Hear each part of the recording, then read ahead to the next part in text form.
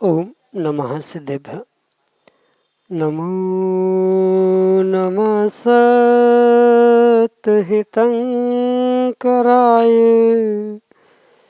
वीराय भव्याम्बुजभास्कराय अनंतलोकाय सुरार्चिताय देवादिदेवाय नमो जिनाय देवादिदेवाय नमो जिनाय। पंच परमेष्टि भगवान की परम पूज्य आचार्य भगवंत गुरुवर विशुद्ध सागर जी मुनि महाराज की परम पूज्य मुनि श्री सुप्रभ सागर जी महाराज की 3 करोड़ मुनिराजों की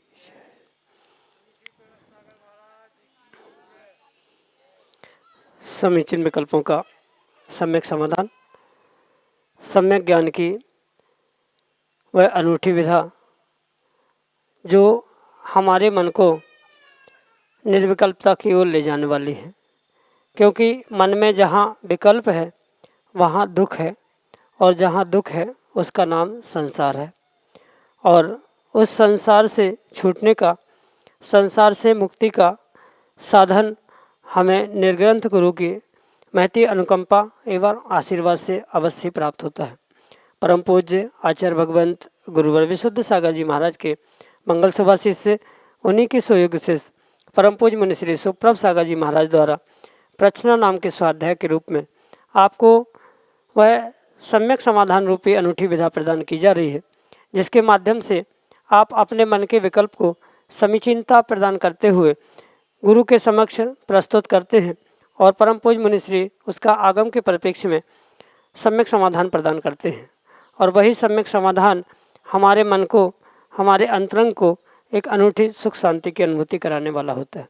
ऐसे आत्मकल्याण की अनूठी विधा प्रारंभ करते हैं। और आज के पहले विकल्प के लिए कोटा राजस्थान से अरविंद कुमार जैन महाराज के चरणों में बारंबार नमोस्तु निवेदित करते हुए अपना समीचीन प्रश्न रख रहे हैं कि महाराज जी, वर्तमान में देश भर में एक अभियान चल रहा है कि पुराने मंदिर तोड़कर उनका नवीनीकरण किया जा रहा है। तो मेरा प्रश्न है कि प्राचीन मंदिर तोड़कर प्राचीन मंदिर तोड़कर उनका नवीनीकरण उचित है क्या, एवं नए मंदिर बनवाने का क्या फल है तथा पुराने मंदिरों के जीर्णोद्धार का क्या फल है। हमारे समीचीन विकल्प का सम्यक समाधान करने की अनुकंपा करें। नमोस्तु महाराज जी, नमोस्तु। ओम नमः सिद्धम। परम पूज्य आचार्य भगवान गुरुवर विशुद्ध सागर जी महाराज जी की, परम पूज्य मुनि श्री सुप्रभ सागर जी महाराज जी की, प्राचीन जिन मंदिरों का जीर्णोद्धार करना वास्तव में वर्तमान के परिप्रेक्ष्य में बहुत आवश्यक, और इस विषय में आचार्य भगवंत बहुत स्पष्ट रूप से कहते हैं कि 8 नवीन जिन मंदिर बनवाना और एक प्राचीन जिन मंदिर का जीर्णोद्धार करना बिल्कुल समान पुण्य का एक पुरुषार्थ हुआ करता है। इसलिए जीवों को या श्रावकों को ऐसे इस जीर्णोद्धार के कार्य में विशेष रूप से संलग्न होने की आवश्यकता है।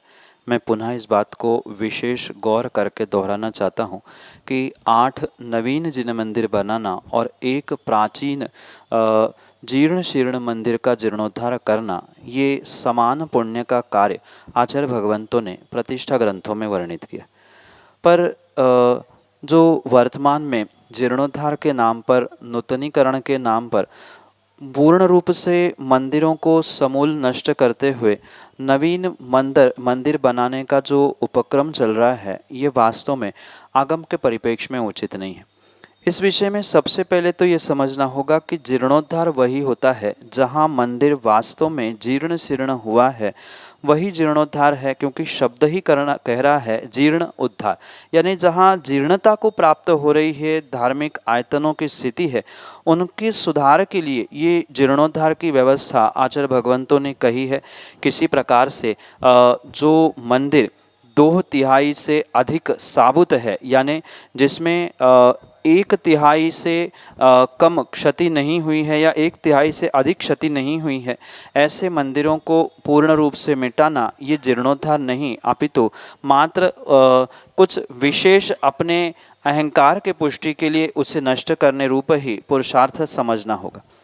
ये आगम के परिप्रेक्ष्य में जो आपने प्रश्न पूछा है, उसे आगम के ही परिप्रेक्ष्य में समझने की आवश्यकता है।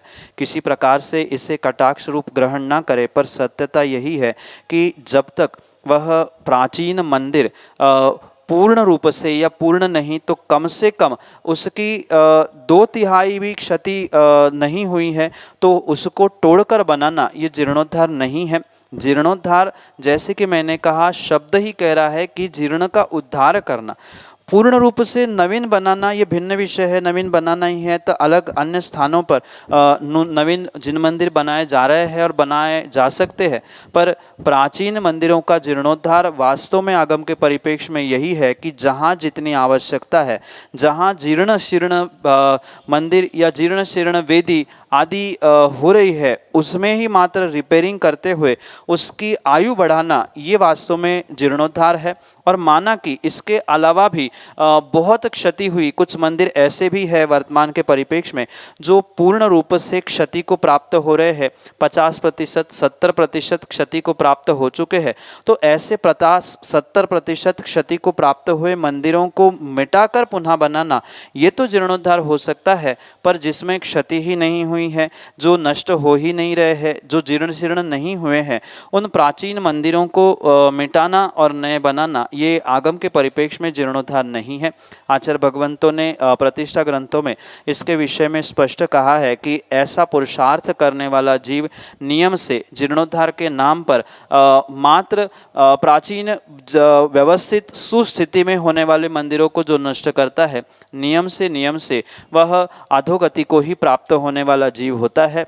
यही आपके लिए सम्यक समाधान। आरा बिहार से प्रांजल जैन, अगले समीचीन विकल्प के लिए। नमोस्तु महाराज जी, मेरा प्रश्न ये है कि मंदिर में जाने समय ओम जय जय निसई निसई निसई नमोस्तु नमोस्तु क्यों बोला जाता है, और आने समय क्यों असई ओम जय जय असई असई असई नमोस्तु नमोस्तु क्यों बोला जाता है? मंदिर में प्रवेश करते समय निस्सही शब्द का और मंदिर से वापस लौटते समय असही शब्द का प्रयोग करना, ये तो पहली बात आगम में प्रत्येक श्रावक साधु व्यक्ति की अपेक्षा से लिखा है, इसलिए करना चाहिए।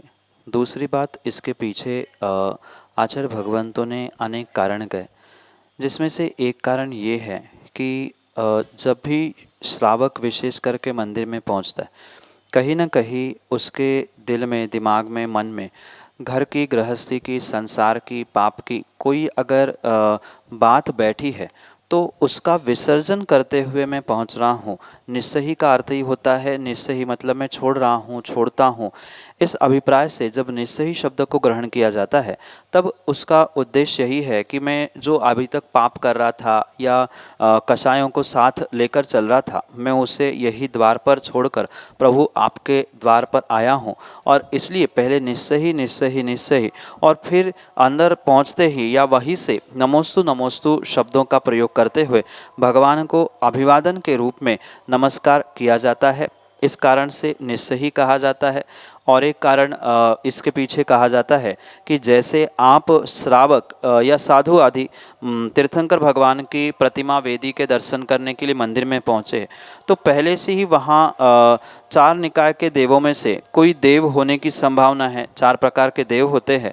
उन 4 प्रकार के देवों में से व्यंतर आदि देव या कोई अन्य जाति के देव वहाँ हो सकते हैं जो पूजा पाठ कर रहे हैं, भगवान की भक्ति कर रहे हैं। तो उनको विघ्न ना हो, मैं प्रवेश कर रहा हूँ, आप मेरे लिए जगह दे दे, इस अभिप्राय से भी ओम जय निश्चय ही निश्चय ही निश्चय ही करते हुए फिर तीर्थंकर भगवान को, जिनेंद्र भगवान की प्रतिमा आदि को नमोस्तु करते हुए अंदर प्रवेश किया जाता। और उसका बिल्कुल विपरीत यानी जैसे ही हम पापों को छोड़कर मंदिर में प्रवेश कर रहे हैं, कषायों को छोड़कर प्रवेश कर रहे हैं, अब भगवान मैंने आपको नमस्कार किया, मेरी विधि हो गई, मैं संसार के कार्यों से, कषायों से, विषयों से निवृत्त होकर मंदिर में पहुंचा था, अब पुनः मैं उन्हीं कार्यों में लगने जा रहा हूँ, इसलिए भगवान क्षमा के साथ मुझे अस्से मतलब अब मैं यहाँ से वापस जा रहा हूँ, ये अभिप्राय होता है।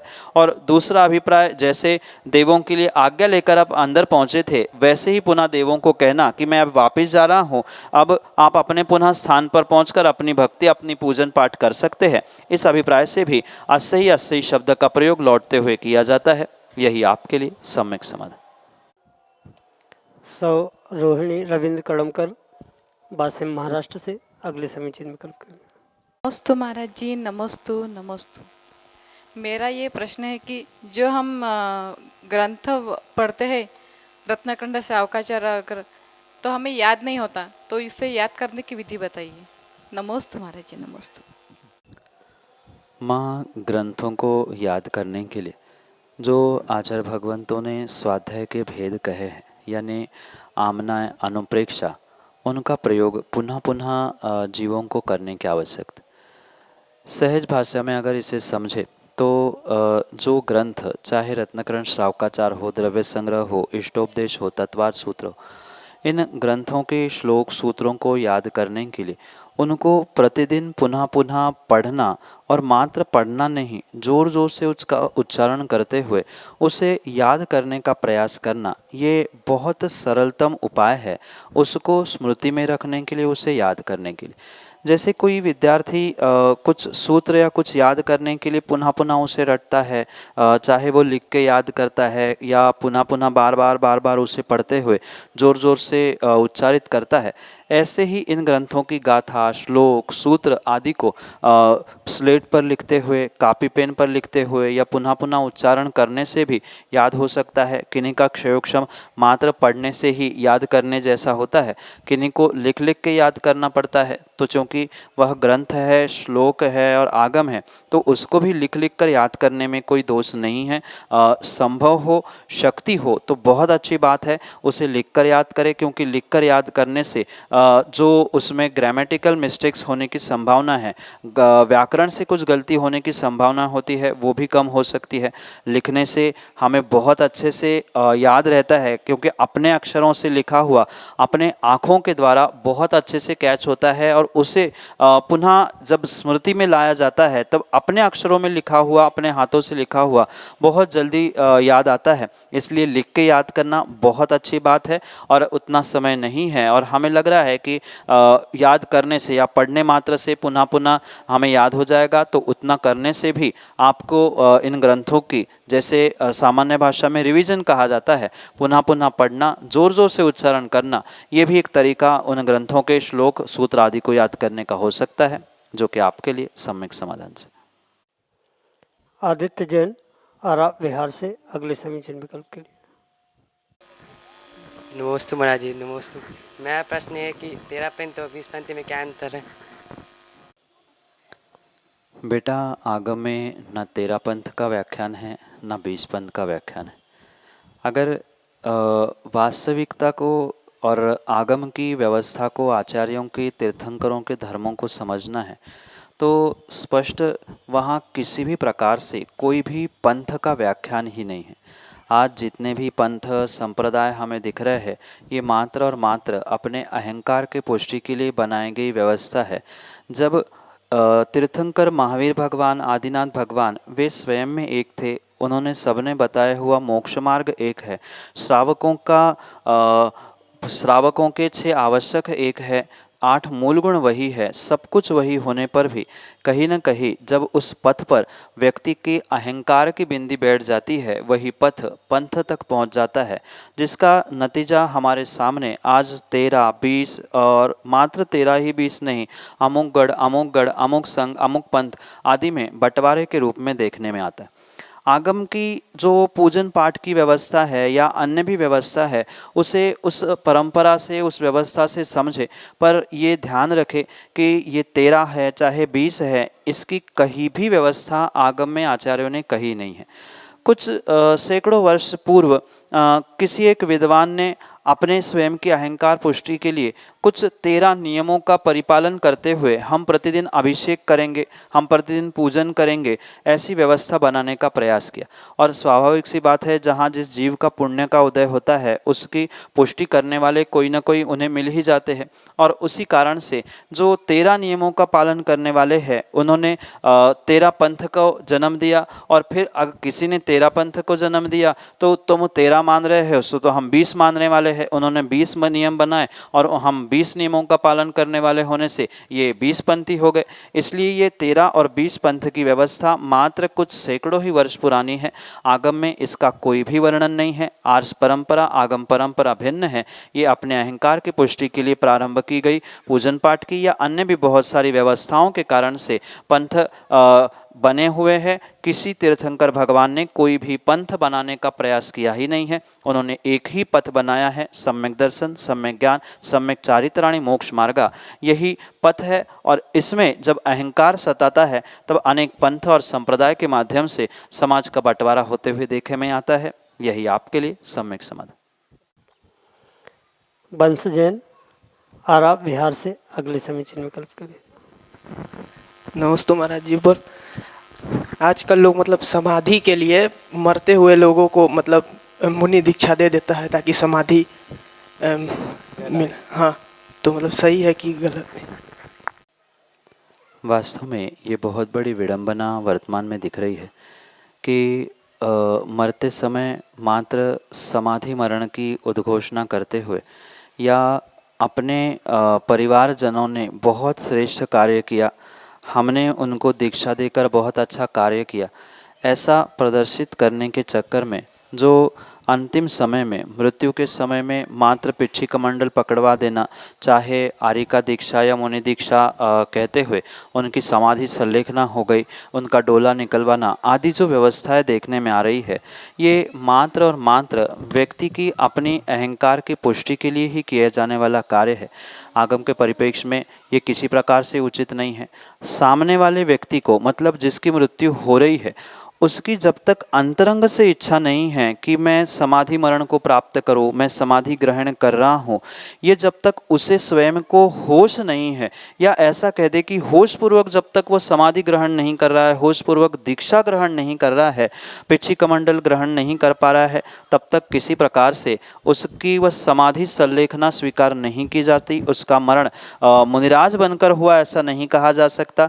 मैं पुनः इस बात को दोहराना चाहता हूँ कि मात्र समाज में, देश में एक नाम प्रतिष्ठा प्राप्त हो कि हमारे परिवारजनों ने मुनि दीक्षा लेकर समाधि की, उनका डोला उठवाना समाज में एकत्रित करने के लिए या समाधि स्थल आदि बनाने के लिए जो ये अहंकार की पुष्टि के लिए किया जाने वाला कार्य है, ये आगम के परिप्रेक्ष्य में बिल्कुल गलत है। जब तक सामने वाले मरण को प्राप्त होने वाले या समाधि को प्राप्त करने वाले जीवों का अंतरंग से भाव नहीं है, उनका होश नहीं है, तब तक ये कार्य उचित नहीं है। क्योंकि कई बार तो ऐसा हमने भी अपने आंखों से देखा है कि वेंटिलेटर से उठाया, डॉक्टर कह रहा है कि अब श्वास बची नहीं है, पर फिर भी वे गुरुजी के पास पहुंचकर कहते हैं नहीं महाराज आप कम से कम पिछी कमंडल तो रख ही दो, फोटो खिंच जाएगी और नाम हो जाएगा। तो ये आगम के परिप्रेक्ष्य में उचित नहीं है। यही आपके लिए सम्यक समाधान।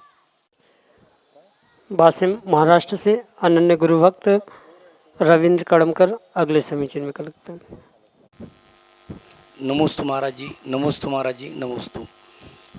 माझा हे प्रश्न आहे की मंदिरमध्ये मूल प्रतिमा असते, मूल प्रतिमाच्या समोर पांडुशिला ठेवून प्रतिमेचा अभिषेक केला जातो, तो उचित आहे का? त्याचा दोष लागतो का? एकासोबत अनेक प्रतिमांचा अभिषेक किंवा मूलनायकांसमोर पांडुकशिला या थाली आदी ठेवून त्यात अनेक प्रतिमा विराजमान करणं, अभिषेक करणं, यामध्ये आगमच्या परिप्रेक्ष्यमध्ये काहीच दोष नहीं है, काहीसुद्धा चुकीचं नहीं।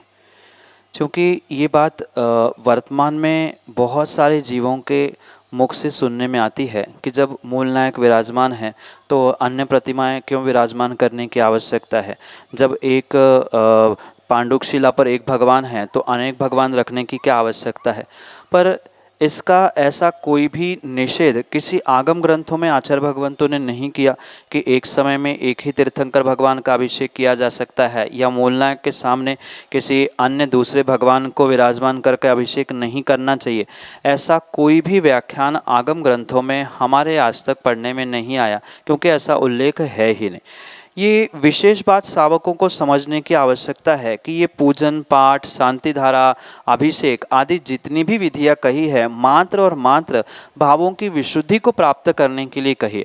अगर इन्हीं बातों को लेकर खींचातान चल रही है, नहीं हम एक ही रखेंगे, हम रखने ही नहीं देंगे आदि किसी प्रकार का विकल्प वहाँ अगर उत्पन्न हो रहा है तो आपका अभिषेक करना, शांति धारा करना किसी प्रकार से सार्थक नहीं हो सकता। और मैं तो उन जीवों को विशेष करके ये कहना चाहता हूँ कि ऐसा करने वाला जीव, ऐसा करने वाला श्रावक तीर्थंकर भगवान के पादमूल में बैठते बैठे पुरुषार्थ पुण्य प्राप्ति का कर रहा है, पर निधत्ति निकाचित रूपी पाप कर्म का ही आश्रय बंद करता है। निधत्ति निकाचित कर्म वो होते हैं जो किसी पुरुषार्थ से बदलाव को प्राप्त नहीं होते, उनमें संक्रमण, उत्कर्षण, अपकर्षण ना होते हुए जैसा बंध हुआ है वैसा ही उदय में आते हुए देखने में आता है। इसलिए ये ध्यान रखें कि भावों की विशुद्धि के साथ प्रतिमाओं को विराजमान करने में या नहीं करने में कोई भी विकल्प नहीं है। ये पुनः पुनः सोच समझकर निर्णय करना होगा कि भले ही मूलनायक मंदिर के वेदी के है तो क्या घर में भी कोई बुजुर्ग व्यक्ति है तो उसके सामने किसी दूसरे बालक के सामने किसी ने जय जिनेंद्र कर लिया तो क्या पाप लग गया। ये बहुत सारी विपरीत मानसिकता वर्तमान में देखने में आती है कि तीर्थंकर भगवान के सामने किसी को जय जिनेंद्र नहीं करना या तीर्थंकर भगवान के सामने मुनिराजों को नमोस्तु नहीं करना, मुनिराजों के सामने जय जिनेंद्र नहीं करना। ये बहुत सारी मनगढ़ंत व्यवस्थाएं वर्तमान में बन रही है, पर ऐसा किसी आगम में नहीं लिखा है। हमारा अभिप्राय वहाँ भगवान का अभिषेक करना है, क्योंकि कई बार तो मूलनायक बहुत बड़े बड़े होते हैं तो उन बड़े बड़े विशाल मूलनायक होने के कारण से उनका अभिषेक अगर प्रतिदिन नहीं हो पा रहा है तो उनके सामने रखकर छोटे भगवान का भी अभिषेक होता है। और हमारे पुराने जो क्षेत्र है उन क्षेत्रों की भी व्यवस्था आप देखें, जैसे गोमटेश बाहुबली का भी जब मस्तकाभिषेक होता है तो मस्तकाभिषेक तो ऊपर हो ही रहा है पर उसके सामने भी छोटी प्रतिमा रखी जाती है, उसका भी अभिषेक किया जाता है।